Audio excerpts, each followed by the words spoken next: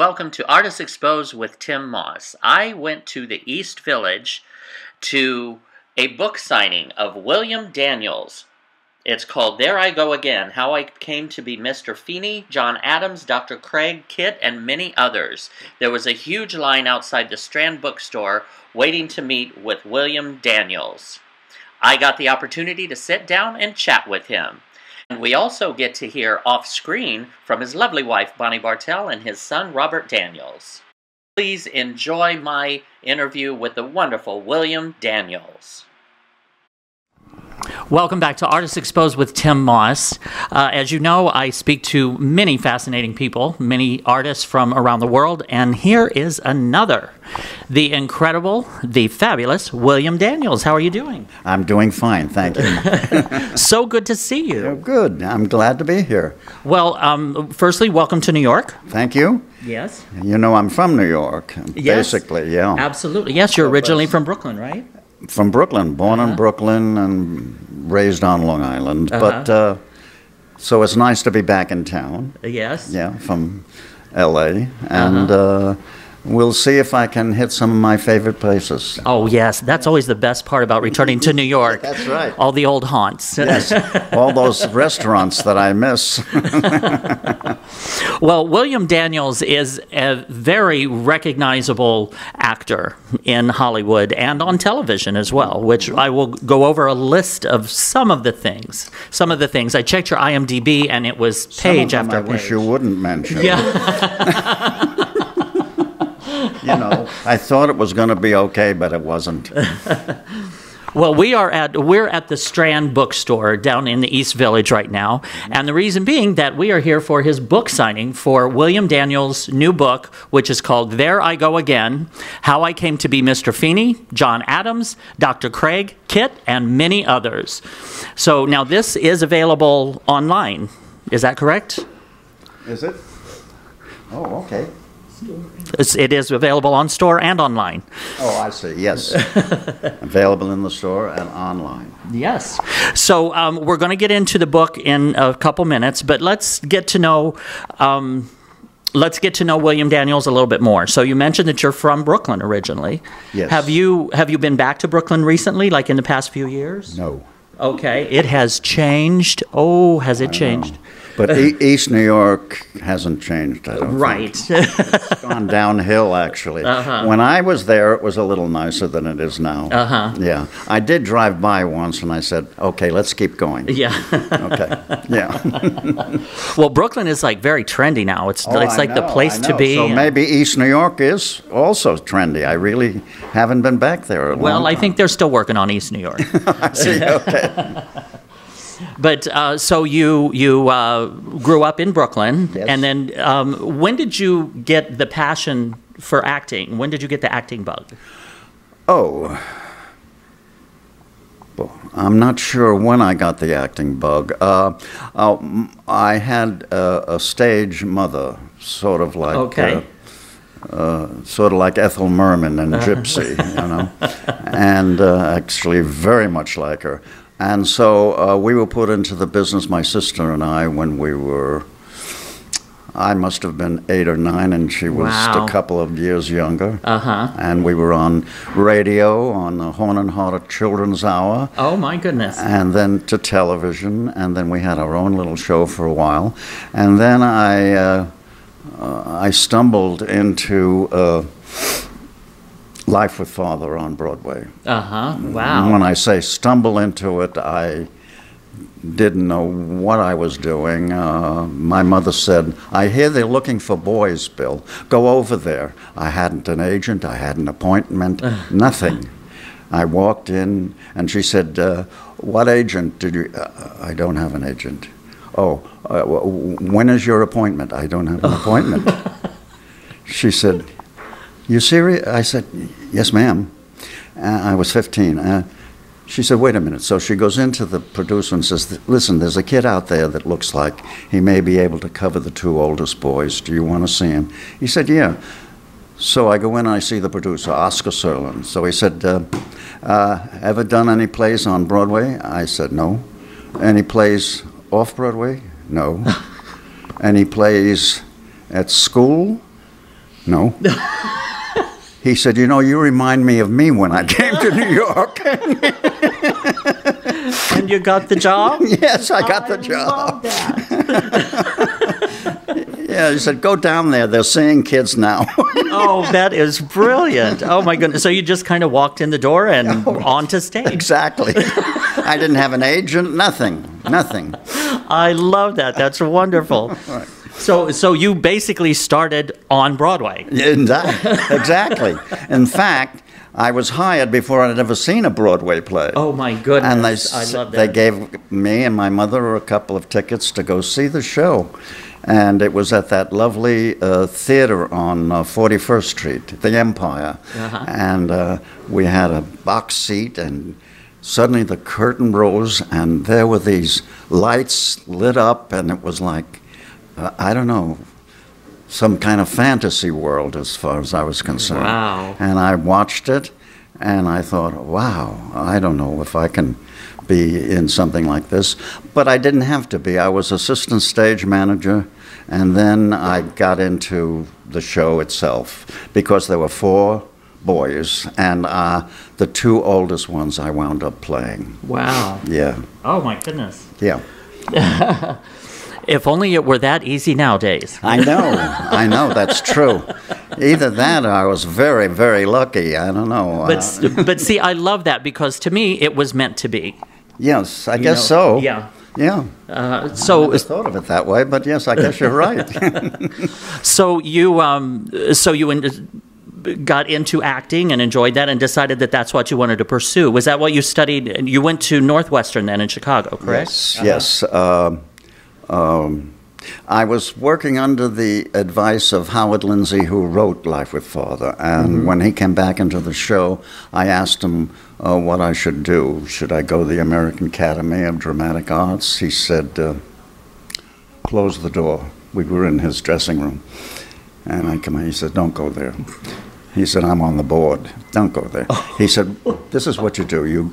You write the government, find out which universities has a good theater department, and you go to one of those, you'll get a college education plus the theater and all of the things that are involved in the theater. Building the sets, hanging the sets, doing the whole thing. The lights. And that's what I did at Northwestern, where I met this young lady. I was just going to say, you got more than just an education at Northwestern. Yeah, I got a wife, actually. And that is the fabulous Bonnie. 2 for 1. Yes, the gorgeous Bonnie Bartlett. Two-time Emmy winner. Uh-huh. Congratulations. Am I on camera? No, you're not, but if you'd like to be, you're welcome. Okay. No. Yes. She's my memory bank. Yes. She knows. The GI Bill, you see, it was the GI Bill that paid for Northwestern. Oh, okay. Oh, very cool. Yeah. Everybody came up, the GIs got a college education. Yep. And interesting. In World War II. Uh-huh. Yeah. And I was in basic training in Little Rock, Arkansas when they dropped the bomb. Wow. So the war was over. So I was sent to Italy in what they call the Armed Forces occupation. Uh-huh. And because they had a number on me that meant that I was in the entertainment world, they put me into a radio station in Livorno. Wow. So I had an easy job. I was very lucky. I have been lucky all my life. Well, I mean, I backed into things. It's ridiculous. Well, I love that. I absolutely love that. Now, just to give a few of your credits, I would say some of the top. The Graduate. You played the father in The Graduate. That's right. 1776 on Broadway, and I think you received a Tony nomination for that. Is that correct? Yes, but I turned it down because they nominated me for a supporting role, and I asked the producer, "Who am I supporting?" Because I was playing John Adams, which was the lead. I mean, 9 number. I never left the stage. So he said, well, you know, your show is coming in late, and we've already oh, my goodness. talked about who was going to get the leading role up for leading role. So I said, well, you forget about me, you know, because I'm not. My goodness. I'm not in a leading role. And if it's Phil, fine. I'm fine with that. Yeah. Wow. He had promised it to an actor who opened in a play, who didn't want to do the play because he knew it was no good, and they promised him if he would open in the play, he'd get a Tony nomination. The play opened and closed, but he had to fulfill the obligation to that actor. It was not good. Oh my goodness, the politics. Goodness. Oh yeah, there's a lot of politics involved. Yeah. Yeah, there's a lot of deal making. There's people that spend money pushing people, all that kind of thing. Yeah. But I didn't have any of that in those days. Yeah. Just as well. Well, now you were also on a clear day and a little light music or little night music. Yes, I replaced Len Carrier, was it? In Little Night Music. I did the last 6 months of the Broadway show, and it was a wonderful experience because it was a beautiful show, beautifully mounted, well directed, and I don't know. It was a Gwyneth. What was the leading lady? Glynis Johns was lovely to me. They all were lovely to me. It was a very pleasant experience. So I did the last 6 months of the Broadway run. Yeah. Nice. Well, now you were also contributed to, in many ways, what I consider kind of the golden years of television, too. From Naked City, Two for the Road, Ghost and Mrs. Muir, Love American Style, Oh my God. Cannon, Ironside, Kolchak Night Stalker, which I used to love, McCloud, Rockford Files, Soap, The Nancy Walker Show, Heart to Heart, Quincy, Trapper John. Well, I tell you, if you go one at a time, I can I'm sure. I can apologize for half of them. That's what those apology comes in, yeah. Okay. But the thing is, You mentioned Two for the Road, but that was the film. yeah. Oh, I see. I'm sorry. Audrey Hepburn. Oh, yeah. I mean, what a career! I mean, just that, and once again, you have such a recognizable face because I mean, you've just always kind of been there, and the voice definitely, which that voice is also wasn't that not Kitt? That's right. On Knight Rider. Knight Rider, exactly. Yes. I played Kitt, and How fun was that? well, I got to tell you a story. I was doing a signing thing, and these people have heard it before. Don't listen. In Europe, and this man came up, well-dressed man, and he said, "May I have your autograph?" I said, "Sure." And I was signing my name. He said, "Excuse me for asking, but when you were Kitt, where were you in the car?" I said, "You mean under the hood or in the trunk?" He said, "Yeah." I said, "No, I'm ashamed.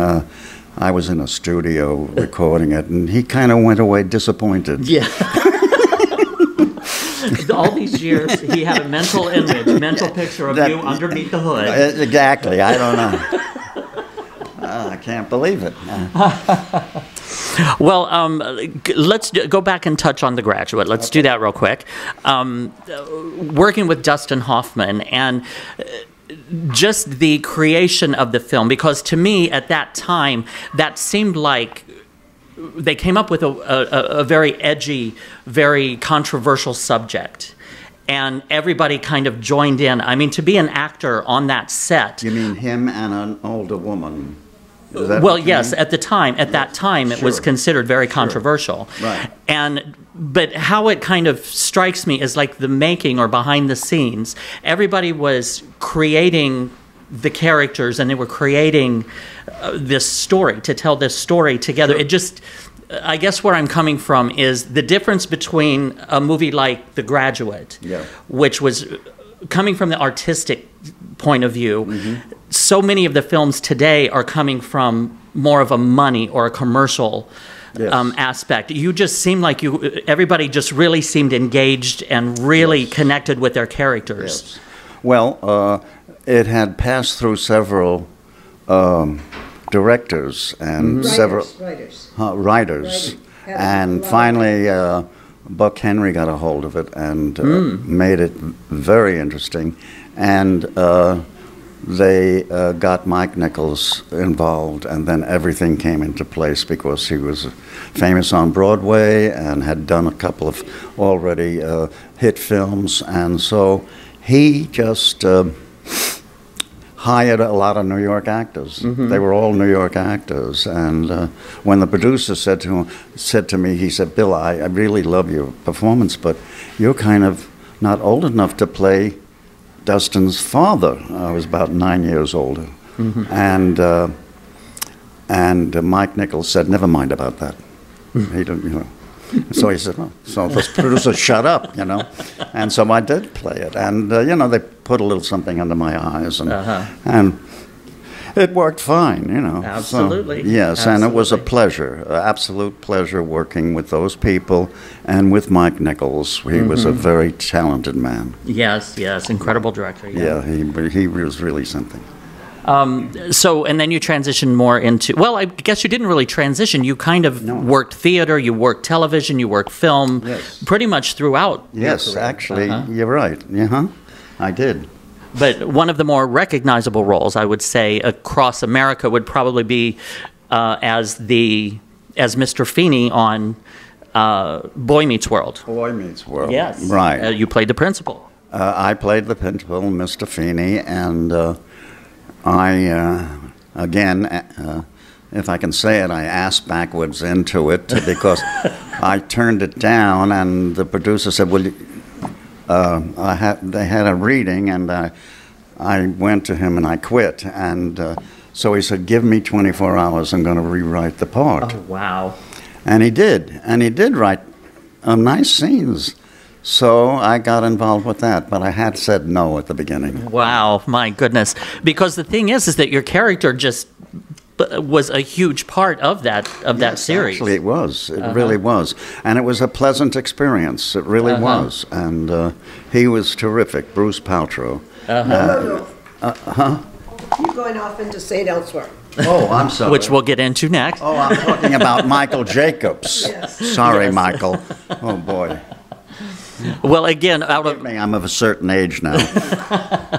Of all the people that you have worked with over the years in Broadway and theater and television and film, it's no wonder that you would get a few of them, a few of the wires crossed. Well, once again, my guest is the wonderful William Daniels, and his new book is There I Go Again, How I Came to Be Mr. Feeny, John Adams, Dr. Craig, Kitt, and many others. And that is available online as well as Barnes & Nobles and book outlets. Now, you mentioned St. Elsewhere. So can you tell me about your experience on St. Elsewhere? Oh, well, let's see, St. Elsewhere. I was happy that the producer, Bruce Paltrow, right? Yeah. There you go.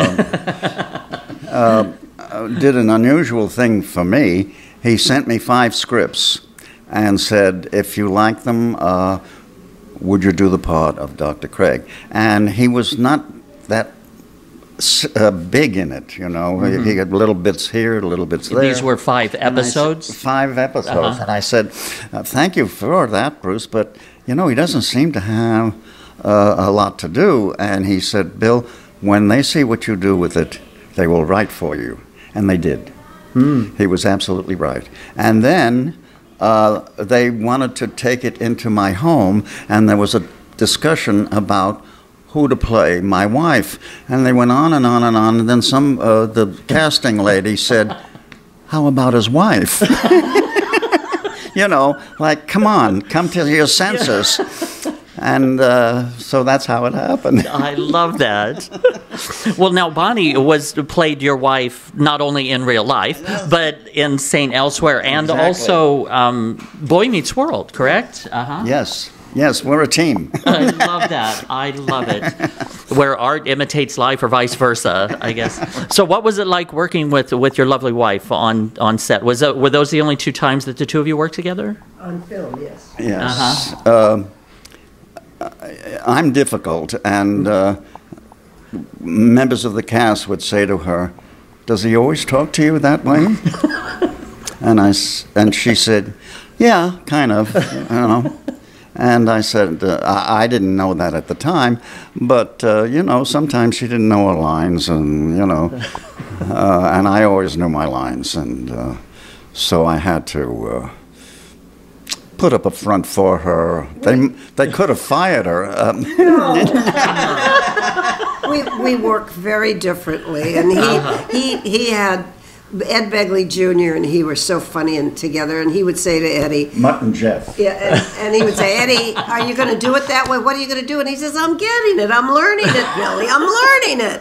And with me, I'm also, I have a much more improvisational thing. He has to know exactly what he's doing all the time. I don't. So he would tease me, and he'd say, shall we take 30 minutes off while Miss Bartlett learns her lines? And a lot of people didn't know we were married, and they'd say, oh, how dare he talk to you like that? And I said, well, it's okay. I said, I'm used to it. Sometimes he's right, sometimes he's not, you know.